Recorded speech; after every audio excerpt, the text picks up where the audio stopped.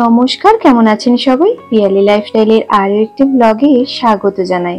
আজ মঙ্গলবার, ঘড়িতে 8:30 মতো বাজে, আর এখন থেকেই আজকের ব্লগটা স্টার্ট করছি। আজকে যেহেতু মঙ্গলবার, তার জন্য ও বাড়ি চলে যাচ্ছি। আজকে আবার অফিসে যেতে হবে। অন্যান্য দিন সোমবারই বাড়ি চলে যাই, কিন্তু এই সোমবারটা ছিল ঈদ, যার জন্য অফিস ছুটি ছিল। ওই জন্য সোমবারটায় এ বাড়িতে রয়েই গিয়েছিলাম। সকাল থেকে ঘুম থেকে উঠেই যে কত না কাজ থাকে, সমস্ত কাজ গুছিয়ে মেয়েকে খাইয়ে তারপর এই যে চলে এসেছি, এখন টেকার ধরবো। আর এই তো আমাদের টেকারও চলে এসেছে, আর এখন আমরা টেকারে চেপেও গিয়েছি। ওই ঘন্টা খানেকের মতো লাগবে যেতে, তো তারপরে আমরা বাড়ি পৌঁছে যাব। সকালবেলায় সব কাজের থেকে বড় কাজ হলো চিনিকে খাওয়ানো। চিনিকে খাওয়াতে যে এতটা টাইম লাগে কি বলবো, মানে এদিক ঘোরো সেদিক ঘোরো, খাবেই না, দুষ্টুমি করবে। তারপর ওকে মোবাইল ফোন দেখিয়ে কোনো রকমে আজকে খাইয়েছি। তো তারপর তাড়াহুড়ো করেই বেরিয়ে এসেছি, যার জন্য সকালবেলায় আর ব্লগ শুট করতে পারিনি।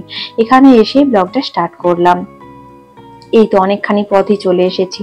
আর এদিকে চিনি এখানে একটা সিট পেয়ে গেছে, যার জন্য এখন সিটে বসে গেছে।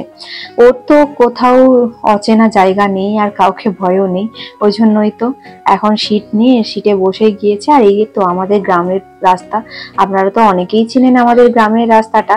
আর এই তো আর 2-1 মিনিট পরেই এখন গাড়ি থেকে নেমে যাব। এই তো আমাদের শীতলা মন্দির, আর শীতলা মন্দির পরেই আমাদের ঘর। আর এই তো আমরা বাড়িও পৌঁছে গেছি। আর ওর মাসিমণি ওর জুতোগুলো খুলে দিচ্ছে। এসে যে সিঁড়ির উপরে বসে গিয়েছে জুতো খোলার জন্য। আর নিচে বসে জুতো খোলা যাবে না, সিঁড়িতে বসে ওইখানে বসেই জুতোগুলো খুলতে হবে।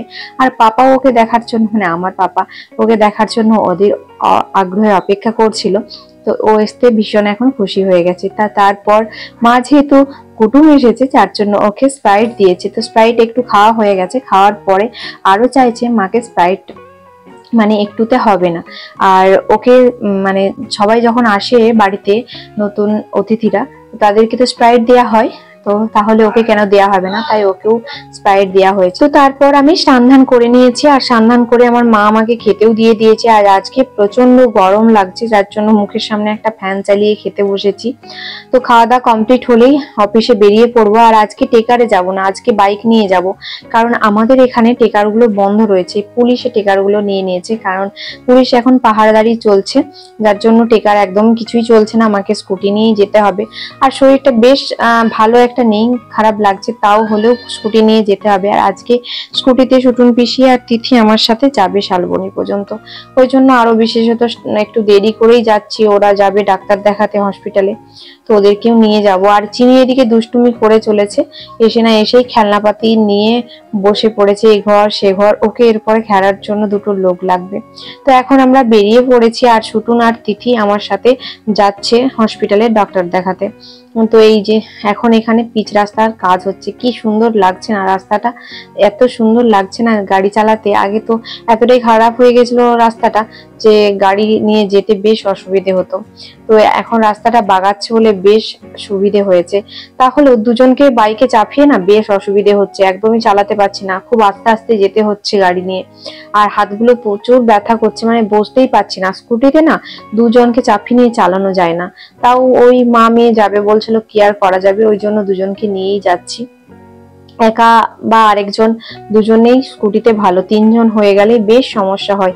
আমারও খুব অসুবিধা হচ্ছে গাড়ি চালাতে, কি আর করা যাবে। তো অফিস থেকে ফিরে আর ব্লগ শুট করতে পারিনি। এটা হচ্ছে রাত্রি 9টা বাজে। তখন চিনি রামসীতা দেখছিল। রামসীতা দেখতে দেখতে, সীতার যেহেতু হার রয়েছে, অনেক ধরনের হার পড়েছে, তো সীতাহার পড়েছে, ওকেও পড়তে হবে। তো ওই জন্য যে আমার বিয়ের সময় এই হারটা রয়েছিল, তো ওকে পরিয়ে দিয়েছি। এখন এই যে সীতাহার পরে আমাকে দেখাচ্ছে, মা মা সীতাহার সীতাহার এইসব করছে। আর বাবা এখানে বসে রয়েছে। আর ওই যে আবার ঘরের দিকে চলে গেল টিভির কাছকে সীতাহার দেখতে, মানে সীতাকেও দেখবে, ওর হারটাও দেখাবে। আর কাকু এখানে খাচ্ছিল, তো এখান দিয়ে চলে গেল।